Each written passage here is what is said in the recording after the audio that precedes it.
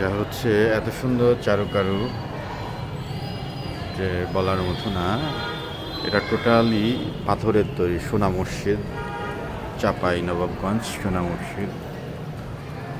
আপনারা জানেন যেটা বাংলাদেশের একটা বিখ্যাত এটা টোটালি পাথরের তৈরি। পাথরের তৈরি আর উপরে আপনাকে একটু দেখাই কি সুন্দর কারুকাজ, কত সুন্দর নন্দন ডিজাইন। ইটের সংমিশ্রণে, পাথরের সাথে সংমিশ্রণে এটা এত সুন্দরভাবে তৈরি করা, এটা না দেখলেই আপনাদের